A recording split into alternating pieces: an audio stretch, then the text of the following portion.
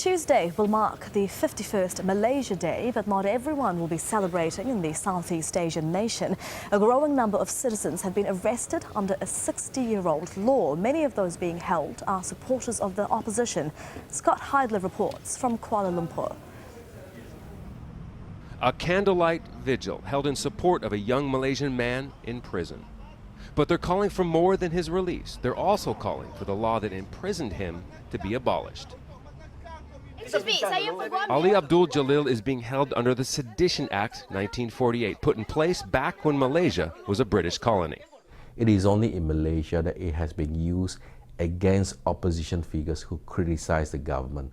The act was designed to prevent an armed overthrow of the government, restricting what people can say and write that might lead to revolts. In Ali Abdul Jalil's case, according to his sister, the government is bullying him over a comment he posted online denouncing royalty in Malaysia. Yeah, they are afraid that the monarchy would be overthrown by only a Facebook status, or the government would be in jeopardy.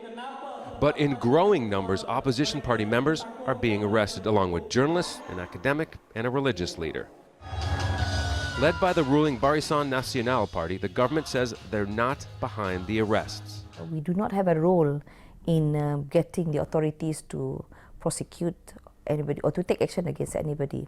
They are left on their own to do their jobs. The prosecution is not commenting on the cases. Repeatedly, Prime Minister Najib Razak has said the Sedition Act will be abolished.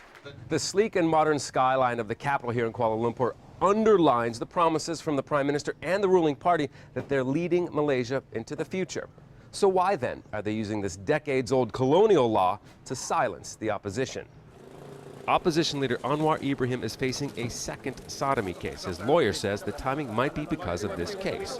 The lawyer's been charged with sedition for publicly repeating his argument in the case. What's important is that we all, the whole country, stand firm and not buckle to this kind of pressures from the authorities. We have a right to speak our mind, we have a right to question the government.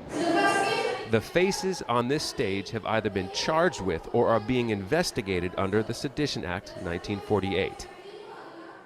With silent protests planned and the Anti-Sedition Act movement growing, more people could be joining them. Scott Heidler, Al Jazeera, Kuala Lumpur.